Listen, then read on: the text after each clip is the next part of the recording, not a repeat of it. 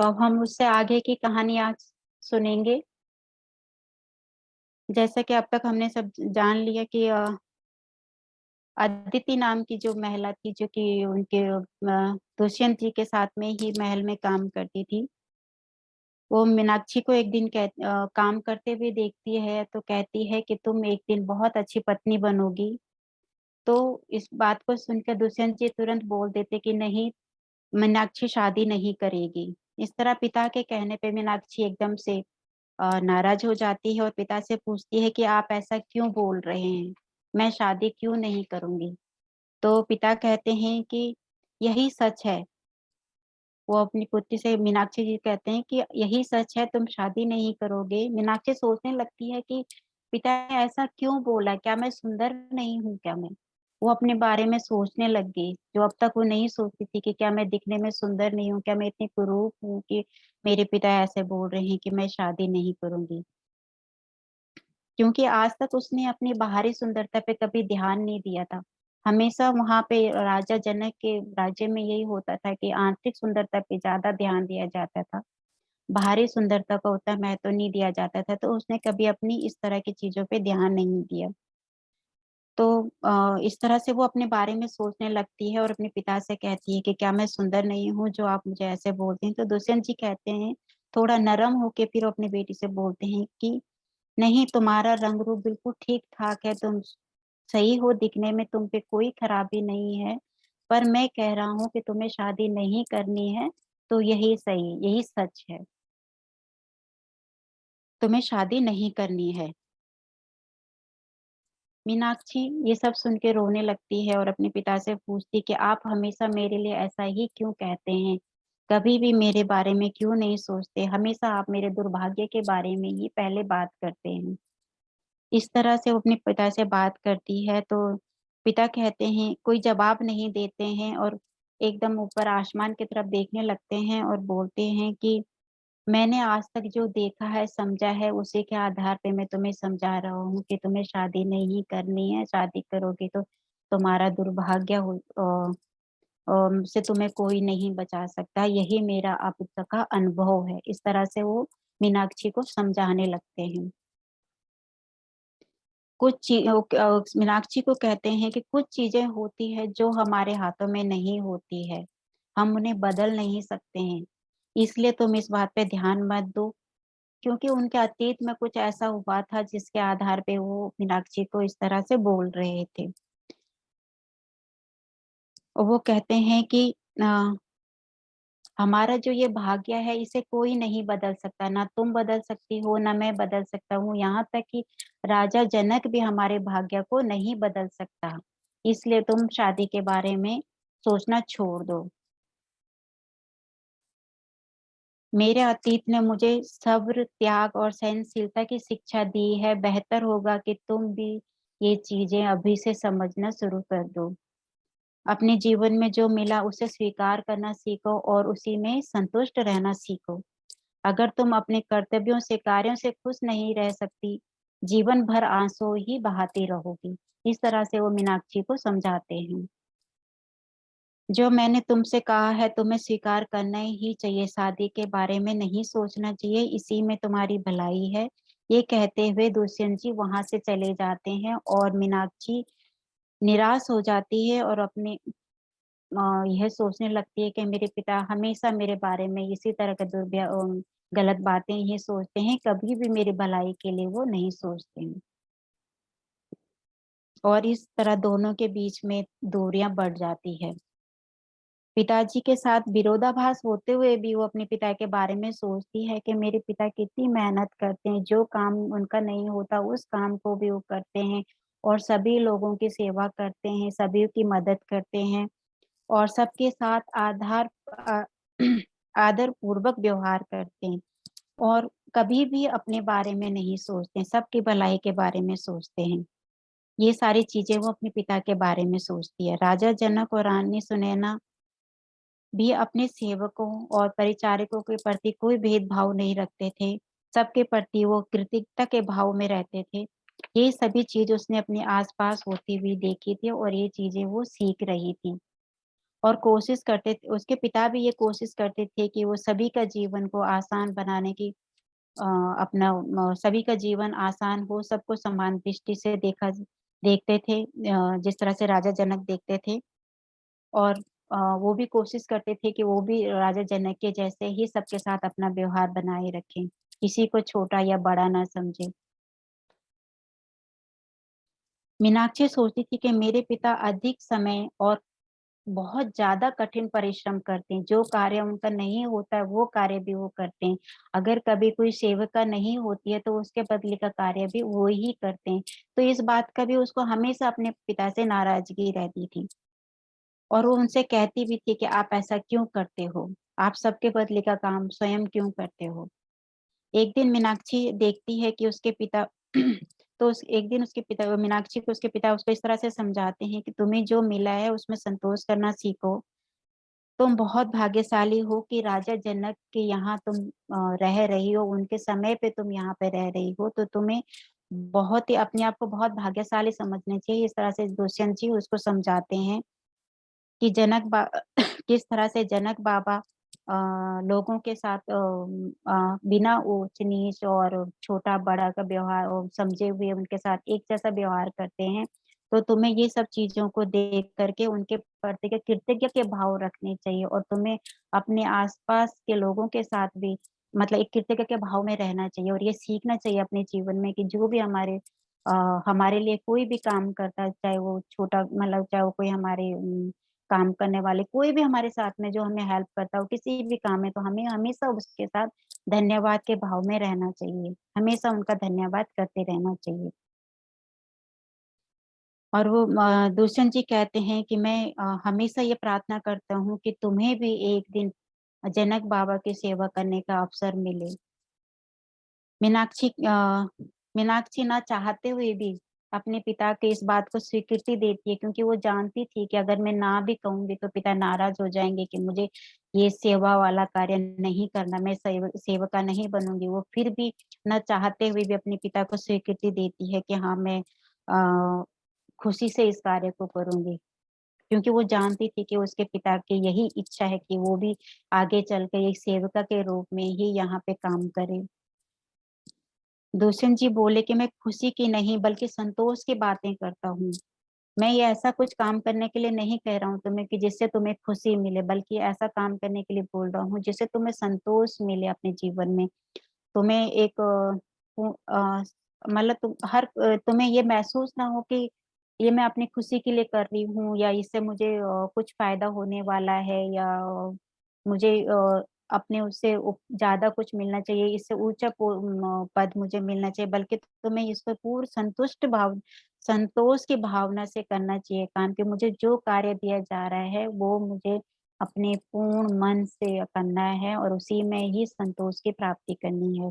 इस भाव से तुम्हें ये काम करना है। इस तरह से वो मीनाक्षी को समझाते हैं कि जो हमेशा वो ये सोचती है कि हम क्योंकि वो ब्राह्मण जाति की थी तो इसलिए वो सोचती थी कि हम लोग ये सेवा वाला कार्य क्यों करते हैं। इसलिए वो हमेशा इस भाव में रहती थी। मीनाक्षी कहती है कि मैं जनक बाबा का बहुत सम्मान करती हूँ, मैं उनका बहुत सम्मान करती हूँ। अभी भले मेरा कभी उनसे आमना-सामना नहीं हुआ पर मुझे उनको देख के बहुत खुशी होती है। क्योंकि मैं देखती हूँ कि उनके अंदर सबके लिए बहुत प्रेम का भाव है। वो सबको एक जैसा प्रेम करते हैं, इसलिए मैं उनका बहुत सम्मान करती हूँ। वो किसी को छोटा-बड़ा नहीं समझती। उनके होठों पे जो हल्की-सी मुस्कान रहती है, वो पूरे महल को एकदम रोशनी से भर देती है। इस तरह से वो अपने पिता से कहती है कि मैं राजा जनक की इस तरह से सम्मान करती हूँ। मीनाक्षी जैसे-जैसे बड़ी हुई, दूसरे नौकरों के द्वारा अपने पिता के साथ होते हुए व्यवहार जो लोग जो छो और नौकर थे उसके पिता को कैसे आदर से देखते थे, उनका सम्मान करते थे, ये सब देख के वो धीरे-धीरे वो भी प्रभावित होने लगी कि लोग किस तरह से मेरे पिता का सम्मान करते हैं।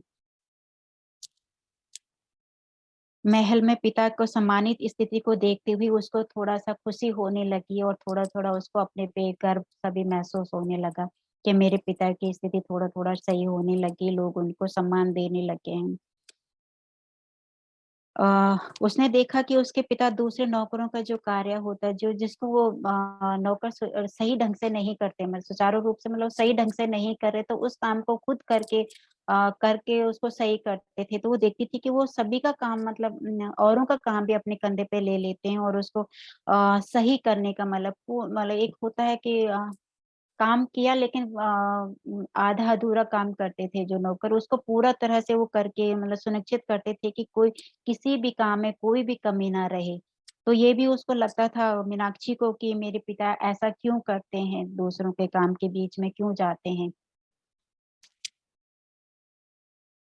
अगर कभी कोई बीमार होता था तो उसके पिता उसका कार्य खुद अपने कंधों पे लेते थे और उसका काम करने लग जाते थे, तो इससे भी उसको अपने पिता से नाराजगी रहती थी कि मेरे पिता ऐसा क्यों करते हैं, उनके बदले किसी दूसरी सेविका को क्यों नहीं बोलते हैं कि उसका काम वो कर ले, वो खुद क्यों करने लग जाते हैं।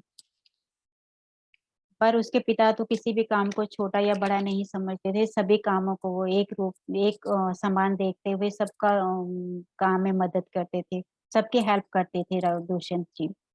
एक दिन जब वो 14 वर्ष की थी, मीनाक्षी जब 14 वर्ष की थी, तो वो देखती है कि उसके पिता महल के द्वार को घुटनों के बल बैठ करके साफ कर रहे हैं, और उनकी तबीयत भी ठीक नहीं थी। ये मीनाक्षी सोचती कि पिता की तबीयत तो ठीक भी नहीं है, और वो भी इस तरह से घुटनों के बल बैठ करके काम कर रहे हैं, महल का दरवाजा साफ कर रहे हैं।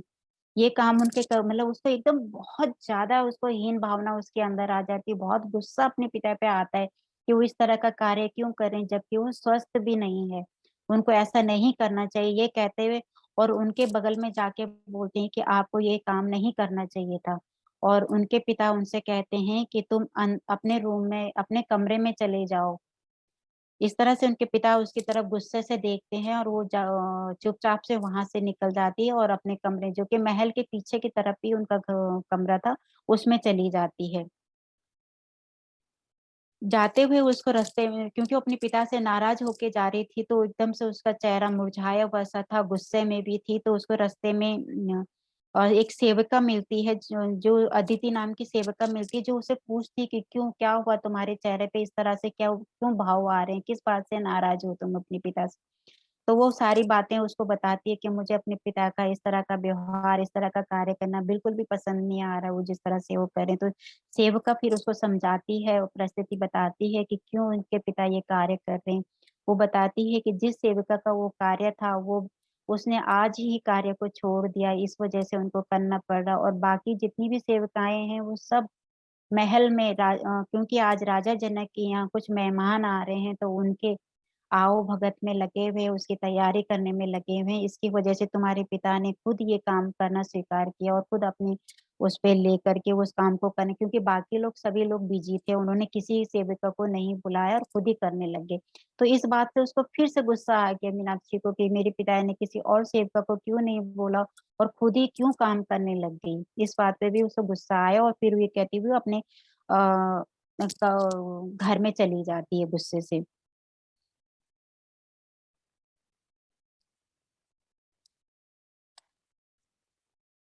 महिला उसको समझाने की कोशिश करती है, पर वो नहीं समझती है और अपने रूम में चली जाती है। जब उसके पिता घर आते हैं, वापस आते हैं, उससे बात करने की कोशिश करते हैं, क्योंकि पहले से ही थके हुए हैं, फिर भी वो कोशिश कर रहे हैं अपनी बेटी से बात करने की, लेकिन मीनाक्षी उनके तरफ मुंह नहीं करती है और उनसे अनमने ढंग से बात करती है।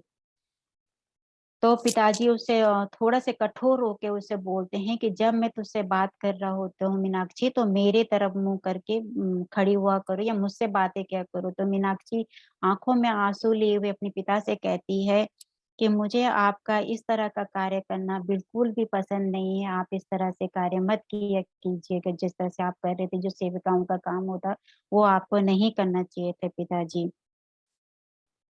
तो उसके मीना लोग क्या सोचते होंगे आपको इस तरह से कार्य करते, क्योंकि हम लोग ब्राह्मण हैं, आपको ऐसा कार्य नहीं करना चाहिए, इस तरह से अपने पिता को कहती है और शिकायत करती है। मुझे हैरानी होती है आप इस तरह से लोगों का कार्य करते हैं। उसके पिता उसको समझाते हैं कि बेटा कोई भी काम छोटा या बड़ा नहीं होता है, किसी काम कोई भी काम हमारा उसका आंकलन नहीं कर सकता, आपको ऐसी सोच नहीं रखनी चाहिए अपने कार्यों के प्रति या किसी भी चीज के प्रति। आप को हमेशा एक समभाव में रहना चाहिए। ये अ, एक दृष्टि से देखना चाहिए कि कोई कार्य हम जो भी करते हैं, जो उसको पूरे मन से करना चाहिए, जिसे हमें संतुष्टि होनी चाहिए उस कार्य को करने से। कोई भी काम छोटा या बड़ा नहीं होता है। मैं अगर सेविका का काम कर रहा हूँ तो उससे मैं छोटा नहीं हो जाता हूँ। उससे कोई मुझे ये नहीं कहेगा कि तुम छोटी जाति को हो या तुम्हारा वो छोटा हो ओहदा छोटा हो जाता है। इस तरह से समझाने की कोशिश करते हैं मीनाक्षी को। लेकिन मीनाक्षी है कि वो उसके मन में यही भावना बैठी हुई कि नहीं, हम लोगों को ये इस तरह का कार्य नहीं करना चाहिए। वो फिर यही शिकायतें अपने पिता से करती है और बोलती है कि आपको ये छोटे नौकरों वाला कार्य नहीं करना चाहिए था। इस तरह से अपने पिता से फिर से शिकायतें करती रहती है। तो वो बोलती है आप किसी और दासी को बुला सकते थे इस कार्य को करने के लिए, आपने क्यों किया ये काम? इस पर उसके पिता उसको बोलते हैं कि हाँ, मेरी नज़र में एक दासी है जो जवान भी है, वो कर सकती थी इस कार्य को, लेकिन मुझे उससे बात करनी होगी। इस तरह से वो मीनाक्षी से कहते हैं। तो मीनाक्षी को अपने पिता के भाव थोड़ा समझ में आने लगते हैं कि उनके पिता का इशारा किसके तरफ है। वो समझ गई कि उसके पिता उसके लिए बोल रहे हैं कि वो, क्योंकि उसको आगे जाके सेविका ही बनना है तो वो ये कार्य कर सकती थी। जब वो वहां से भाग के आई थी तो वो अपने पिता को रोक सकती थी कि वो ना करके मैं इस काम को कर लूं, लेकिन उसने ऐसा नहीं किया। इस बात का एहसास मीनाक्षी को भी हो गया था कि मैं मुझे वहां रोक करके अपने पिता के बदले खुद वो काम करना चाहिए था। इस बात का एहसास मीनाक्षी को हो गया था और वो, लेकिन वो चुप रही। उसने इस बात का अपने पिता को कोई जवाब नहीं दिया, क्योंकि वो जानती थी कि अगर मैं इस बात को बोलूंगी तो पिता मेरे को इस काम को करने के लिए आगे बाध्य कर सकते हैं। तो वो चुप हो जाती है, इस बात को टालने की कोशिश करती है।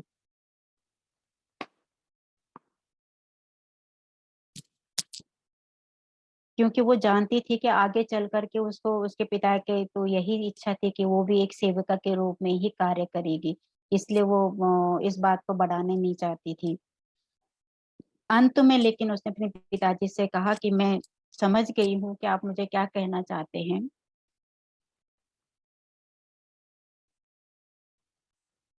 पर मैं ये कार्य करने में वो फिर भी इस कार्य को करने में एक्सेप्ट नहीं करती कि मैं इस कार्य को करूंगी। अंत में मीनाक्षी ने पिताजी से इतना भी कह दिया कि आप एक ब्राह्मण होकर के एक सेविका वाला काम कर रहे हो। लोग हमें ये सब देख करके क्या कहते होंगे, क्या सोचते होंगे हम लोगों के बारे में। लेकिन जब वो ये बात बोलती है कि हम ब्राह्मण होके ये काम करें, इस पर उसके पिता को बहुत गुस्सा आता है उस पे। और वो उनको बहुत बुरा लगता है कि इसने ये बातें क्यों बोली, इसके विचार ऐसे क्यों है।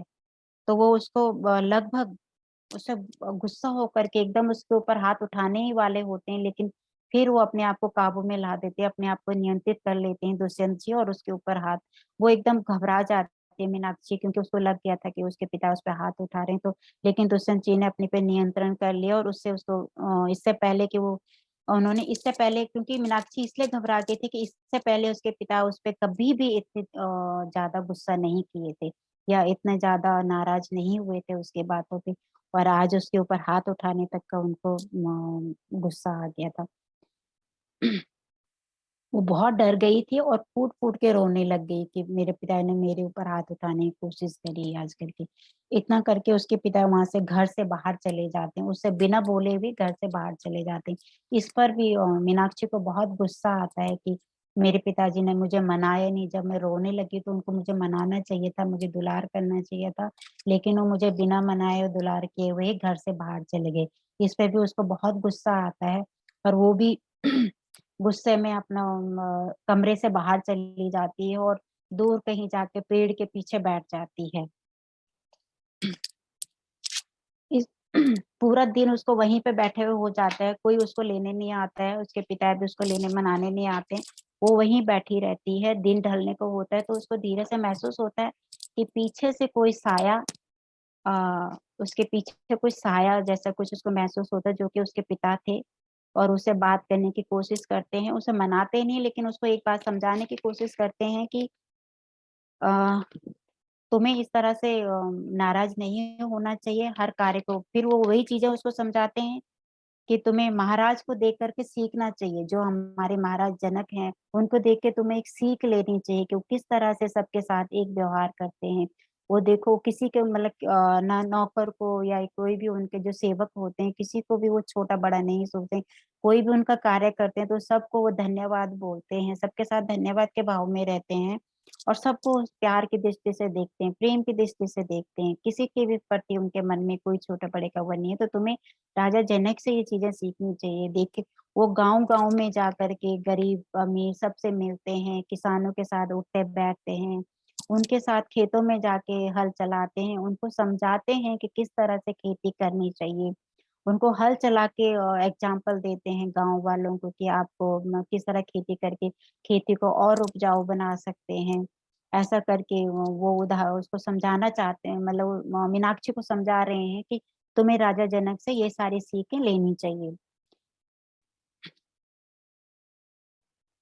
कि राजा जनक किसी भी कार्य को छोटा बड़ा नहीं जान मानते हैं, वो हर काम को एक नजर से देखते हैं और पूरी प्रजा को भी एक नजर से देखते हैं, सबको समान प्यार करते हैं। इस तरह से वो समझाने की कोशिश करते हैं। मीनाक्षी पिताजी से कहती है कि मैं समझ गई पिताजी, मैं कोशिश करूंगी आपकी आशाओं पे उतरने की, आप जैसा चाहते हैं मुझे एक सेविका अच्छी सेविका बनाना आप चाहते हैं मुझे, मैं कोशिश करूंगी आपके बताए हुए मार्ग पे चलने की, जो रास्ता आप मेरे लिए चुनना चाहते हैं मैं उस रास्ते रास्ते पे चलने की पूरी तरह से कोशिश करूंगी। और इस तरह से वो अपने पिता के साथ मतलब उनकी बातों को मान रखते हुए उनकी बातों को धीरे धीरे समझने लगती है और उनकी जो वो समझाने की कोशिश कर रहे हैं उसको धीरे धीरे समझ में उसके आने लगता है कि हाँ मेरे पिताजी जो कह रहे हैं वो सही बोल रहे हैं। दुष्यंत जी उसे बोलते हैं कि तुम्हारी सोच मैं नहीं बदल सकता, बट मैं कोशिश कर सकता हूँ, तुम्हारे अच्छे भविष्य के लिए के कामना कर सकता हूँ, तुम्हें एक सही दिशा दिखा सकता हूँ कि तुम सही रास्ते पे चलो और अपने जीवन में हमेशा सफल रहो। तो आज तक की कहानी यहीं तक है मास्टर, बाकी कहानी हम कल परसों में सुनेंगे।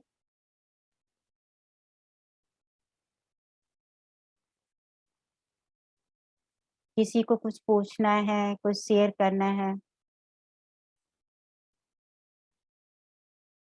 संस्कृति जी अब आप पूछिए, किसी को कुछ पूछना है तो। 2 मिनट बचे हैं हमारे पास।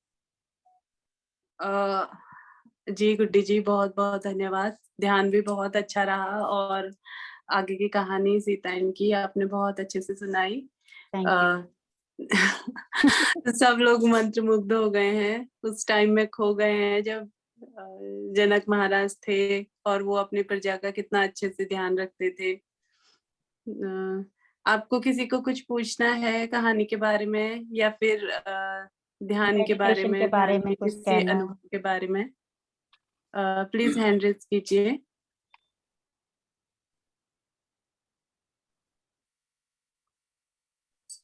नहीं पूछना। इतना अच्छा हुआ कि सब रुचिता जी को, हाँ रुचिता जी को कुछ पूछना है मैं इनको। पूछना है। जी जी रुचिता जी। रुचिता जी बोलिए। मुझे धन्यवाद देना था, आपका ध्यान करवाया बहुत अच्छा था और इतना अच्छा आपने सीतायान की स्टोरी सुने। मैं इतनी जगह स्वाध्याय की सीतायान सुनी पर इतना मतलब मजा, मतलब इतना अच्छा लग रहा था। आज मुझे एक्चुअली फर्स्ट चैप्टर से अभी समझ में आ रहा है कि क्या है सीतायान का एग्जैक्टली। इतने टाइम से मैं कोशिश कर रही हूँ सबके यहाँ सुनने की, पर आपने जो समझाया ना और जो सुनाया वो एकदम अलग ही लेवल था, बहुत अच्छा था। Thank you Guddi ji. Thank thank you so you much. Ruchita ji. Thank you. Thank you thank you. Thank you, धन्यवाद। दिल से ग्रेटिट्यूड आपको। थैंक यू आपको भी। Thank you Ruchita ji. Thank you Sanskriti ji, thank you so much. Welcome. और और आपको